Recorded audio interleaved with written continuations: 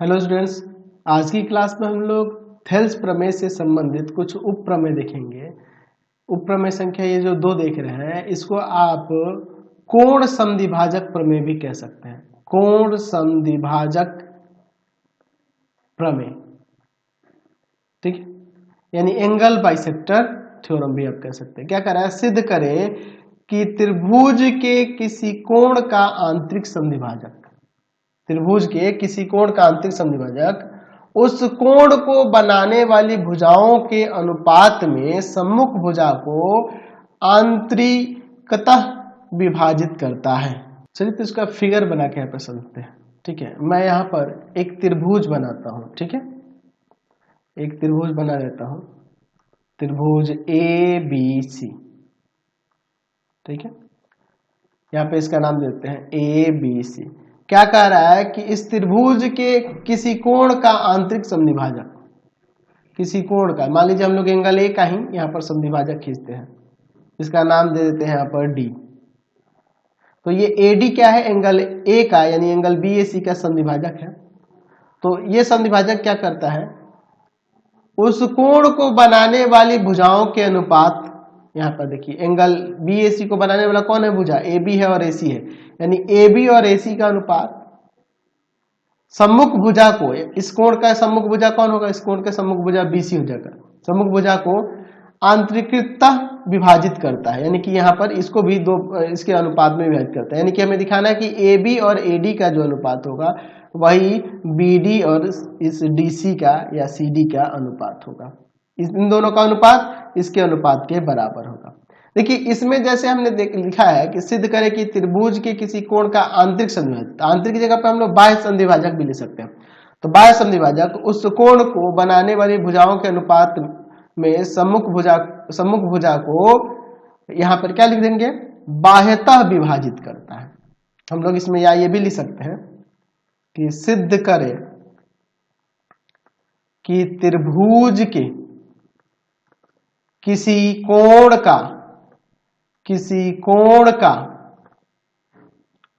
बाह्य समद्विभाजक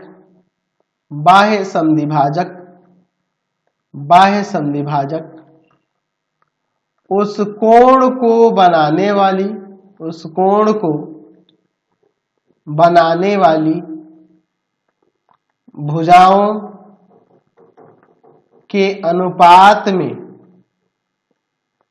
अनुपात में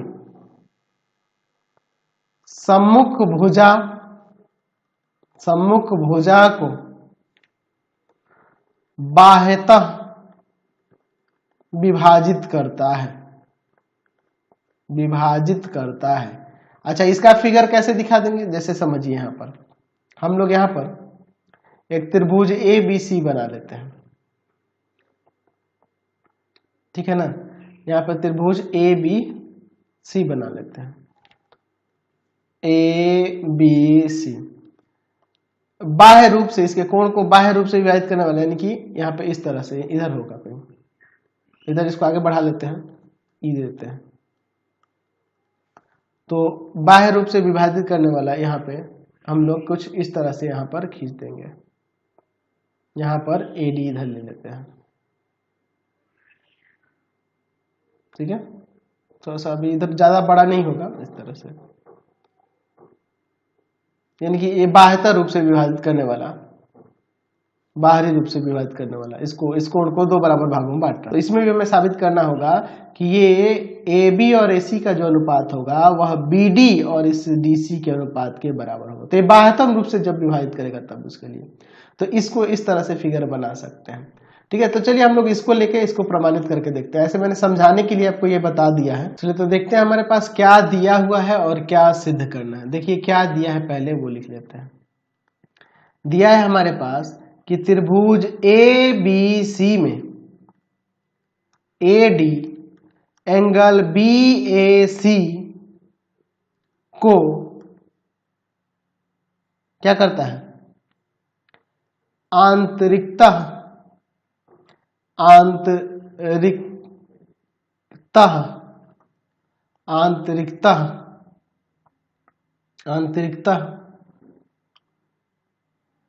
समद्विभाजित करता है। समद्विभाजित करता है। ठीक है, AD BC को D पर मिलता है, ये भी हम लोग लिख देते हैं।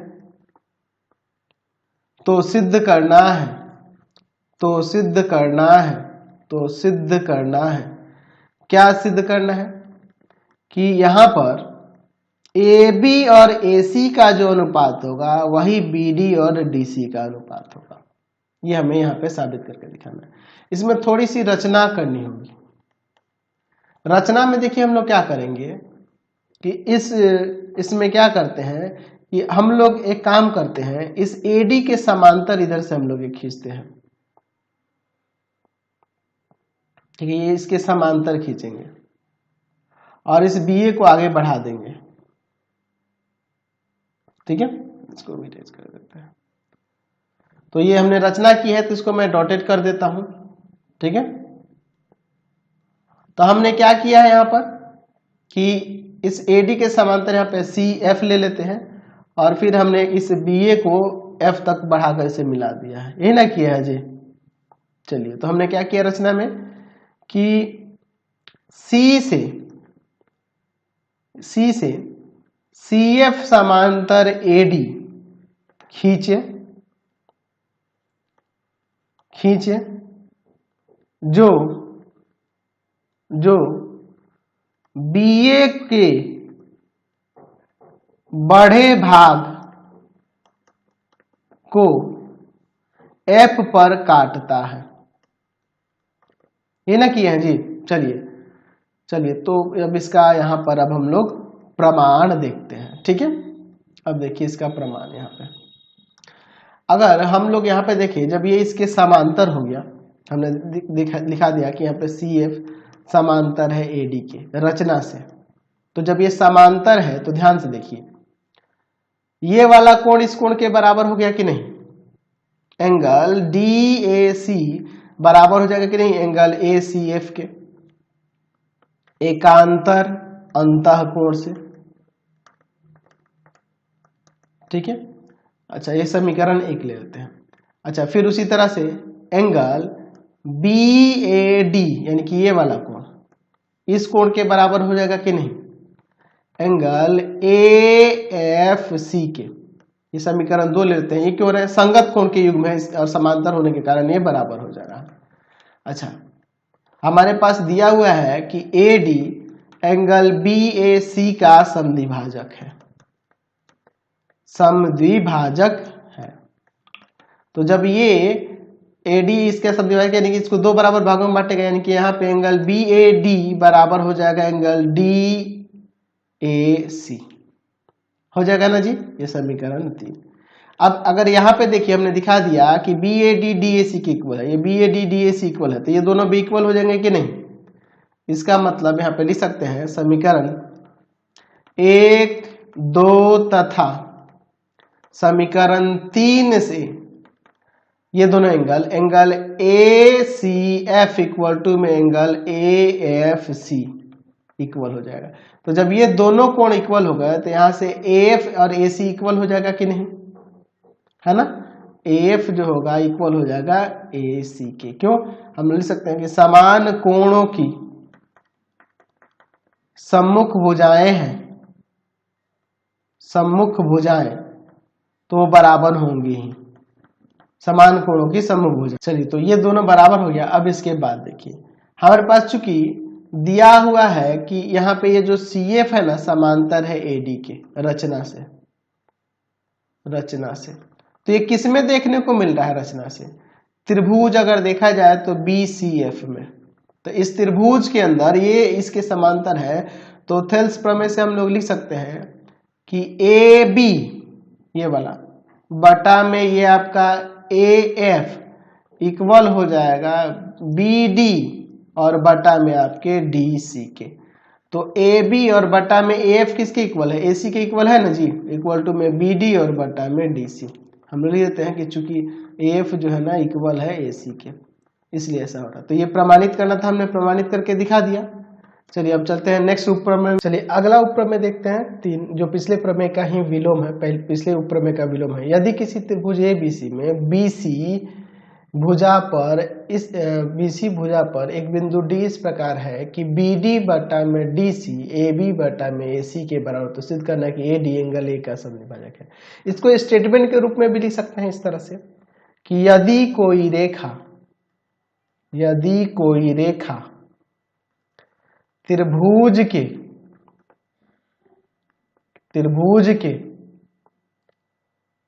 यहां पर लिख सकते हैं त्रिभुज के आधार को, या फिर किसी भुजा को, आधार को ही ले लेते हैं, त्रिभुज के आधार को, या कोई भुजा भी लिख सकते हैं, आंतरिकतः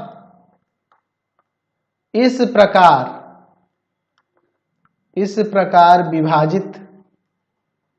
विभाजित करती है कि उनका अनुपात त्रिभुज के अन्य दो भुजाओं के अनुपात के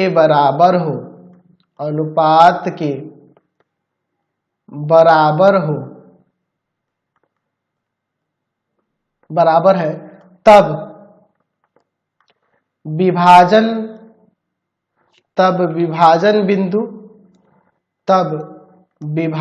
बिंदु को शीर्ष बिंदु से मिलाने वाली रेखा शीर्ष कोण को आंतरिकतः समद्विभाजित करती है। इसको मैंने स्टेटमेंट के रूप में लिख दिया, सेम उसी चीज को। देखिए मैं यहां पे एक त्रिभुज पहले बना लेता हूं, ठीक है। कौन सा त्रिभुज? हम लोग ABC, जैसा कि ऊपर स्टेटमेंट में लिखा हुआ है, ठीक है ना। त्रिभुज ABC पहले हम लोग यहां पर बना लेते हैं, ठीक है, ABC। अब इस पर एक बिंदु D इस प्रकार है, इस पे D बिंदु, ठीक है। ये D बिंदु जो है इस प्रकार है कि यहाँ AB और AC का अनुपात BD और DC के अनुपात के बराबर है। तो हमें सिद्ध करना है कि ये AD जो है ना एंगल A का समद्विभाजक है, ठीक है। चलिए हमारे पास क्या दिया हुआ है कि त्रिभुज ABC में BC पर बिंदु D इस प्रकार है कि यहां पर AB बटा में AC इक्वल है BD बटा में DC के, BD बटा DC के बराबर दिया है, देख लीजिए। BD बटा DC AB बटा AC के इक्वल है। तो सिद्ध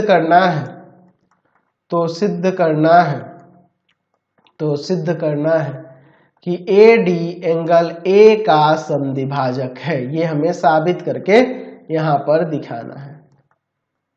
चलिए एंगल A का समद्विभाजक कौन है? AD, यानी इसको दो बराबर भागों में बांट रहा है, ये हमें इसमें दिखाना है।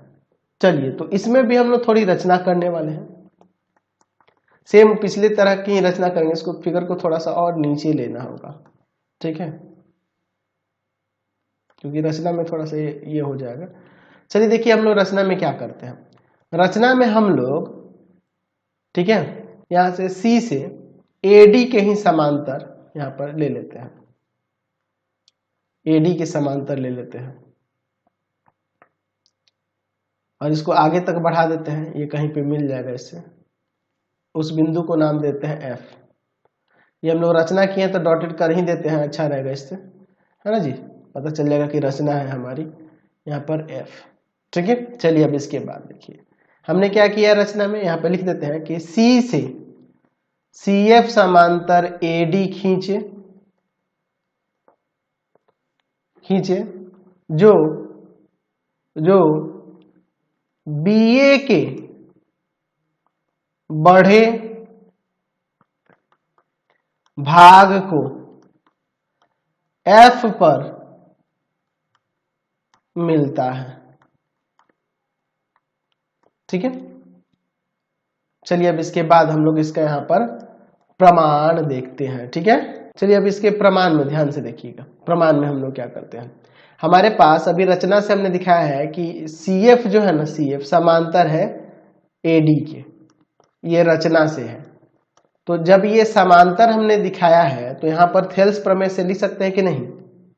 यहां पे BD बटा में DC इक्वल हो जाएगा आपके AB बटा में AF हो जाएगा थेल्स प्रमेय से, थेल्स प्रमेय से हो जाएगा ये।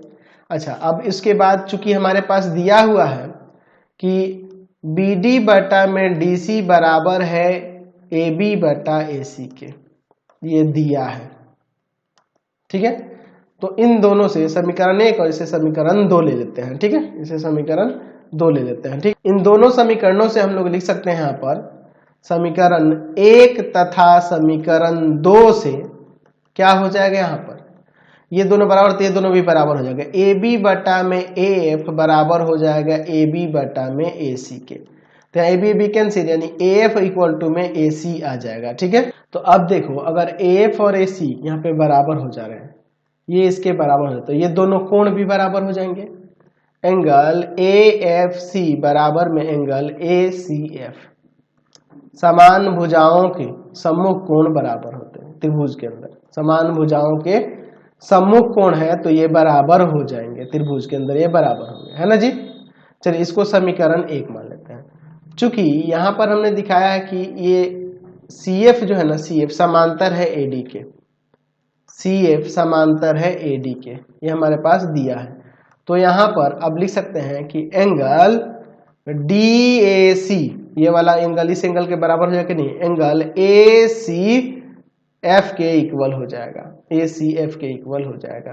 कैसे, एकांतर अंतः कोण का युग्म है, एकांतर अंतः कोण का ये युग्म है, इसलिए चलिए ये समीकरण 2 ले लेते हैं। और उसी तरह से एंगल BAD बराबर हो जाएगा एंगल AFC के, AFC के, ये समीकरण 3 ले लेते हैं। ये संगत कोण के युग्म है और समांतर होने के कारण ये बराबर होते हैं, ये समांतर है तो ये संगत कोण के युग्म है, ये बराबर होंगे ना जी।